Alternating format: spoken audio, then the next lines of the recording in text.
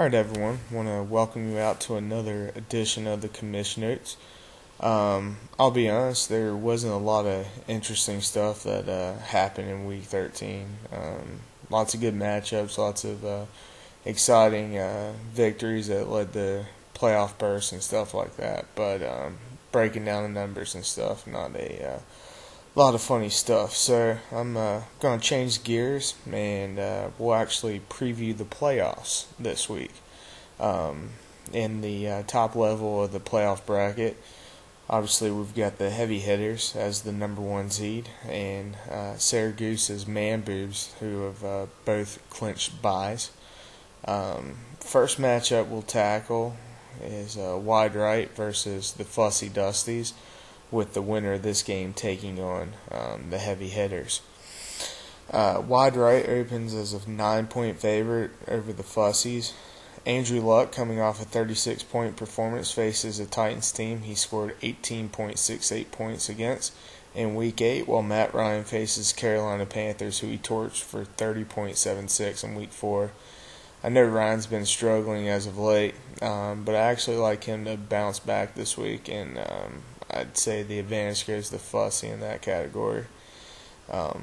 Rob holds a huge advantage in receiver, as Cruz and Cobb are projected to both go for double digits, while the Fussies are relying on Percy Harvin, who evidently had a grade 3 sprained ankle, which means he tore ligaments and hasn't played since Week 9, and Mike Williams, who either scores in double digits or 3 points. I'm serious, look it up. At running back and flex, we've got a whole lot of mediocre players on both teams, as Rob's team features Bradshaw, the paralegal, and Moreno, and the Fussies have Steven Jackson, Matt Forte, and Vic Ballard. Even though Rob's got the higher projection, I think it's basically going to wind up a wash at the end of the day. Tight ends will be quite the battle of underachieving players, as Gates takes on Hernandez. Gates comes in averaging 2.63 points per week, while Hernandez looks strong with 9.6 points back from his second week back from injury. I'll actually take Hernandez in that one. Dan Bailey has the impossible feat of trying to match Lawrence Tynes, who enters Week 14 with 134 points. To give you a frame of reference, that would rank him as the 46th highest scoring player in fantasy, ahead of the likes of Reggie Wayne, Julio Jones, and Wes Welker. Gotta like Tynes in that matchup, as the Giants have New Orleans at home, who's terrible on defense. Last but not least, we have Baltimore's injury-riddled D taking on Seattle. Baltimore's D has to take on the very impressive Redskins offense, while Seattle gets Arizona Cardinals at home nonetheless. Fun fact, since Ryan Lindley has taken over as quarterback, opposing defenses have averaged 15.3 points against the Cardinals. Needless to say, a big favor goes towards Fussy in that one. I expect this to be a very competitive game, with both teams having a decent chance of reaching 100. I'm going to take Wide Right and the victory, and have them move on to take on the heavy hitters. In our next quarterfinal matchup, we've got the Ballin' Click taking on the Ramrodders. The Ballin' Click opens as a 4-point favorite. Two of the best quarterbacks in the NFL square off, as Peyton Manning and Aaron Rodgers both have great matchups. Manning has been playing fantastic as of late, but I have a feeling Rodgers is going to have a monster game in store for him after 2 pretty mediocre weeks.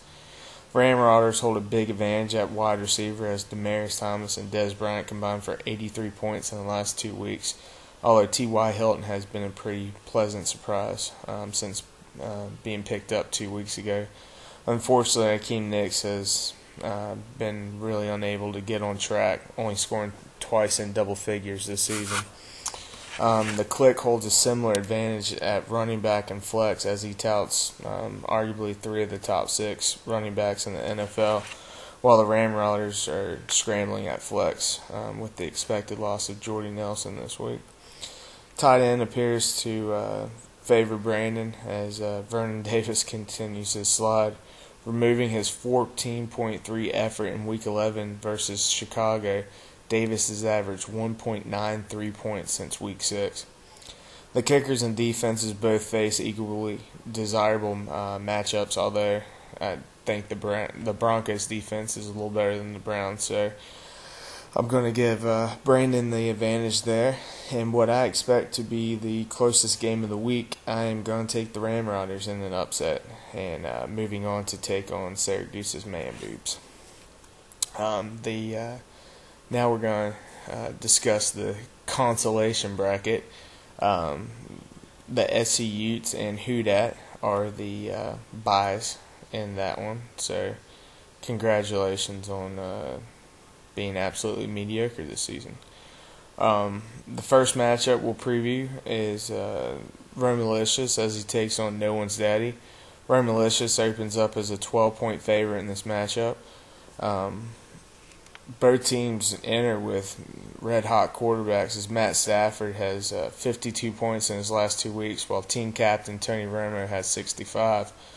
Both teams have tough matchups on the road in notoriously bad weather areas, so there's a strong likelihood that I think both quarterbacks could wind up disappointing and then picking up some garbage points in the second half, as both of them have done a fantastic job of doing this season.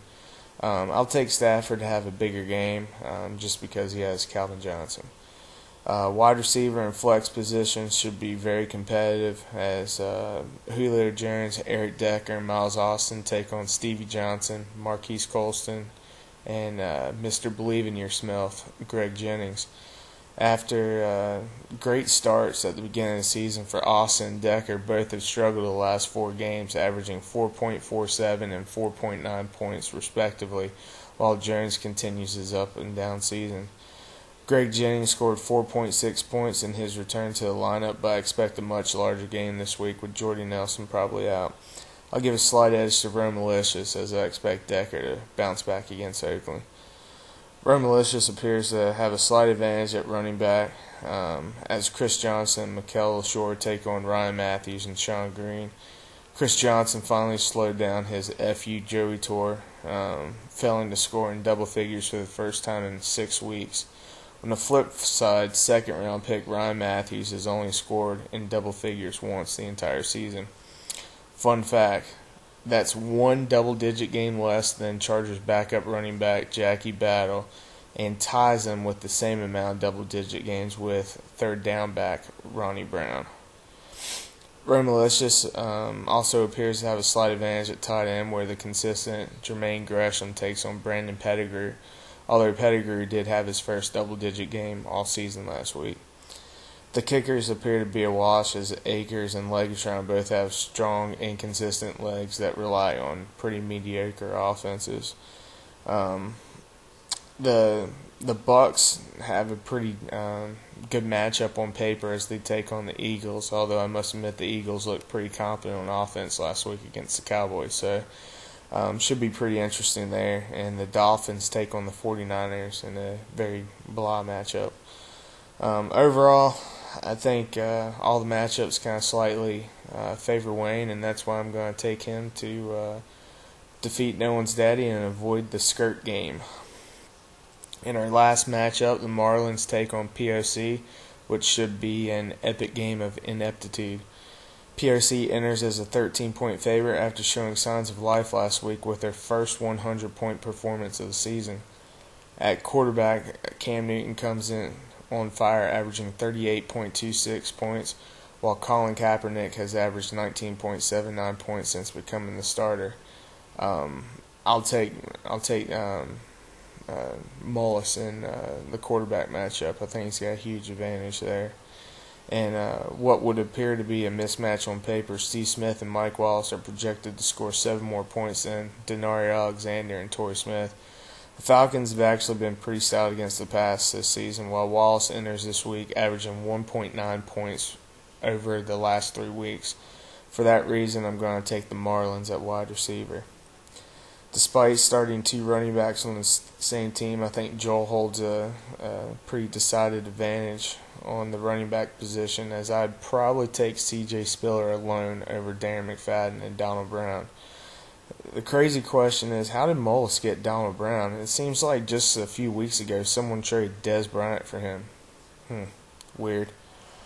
In a head-scratcher, Yahoo has projected Kyle Rudolph to score 2.78 points, despite scoring in double digits in 3 consecutive weeks, including an 11.5 score 2 weeks ago against the same Bears team he plays this week. And how did the NFL screw that up and have 2 teams playing each other in a matter of 2 weeks? Just stupid. Sounds like something the recreation director for the city of Tiki would do, not the NFL. The flax matchup is a battle of futility as Beanie Wells takes on Larry Fitzgerald.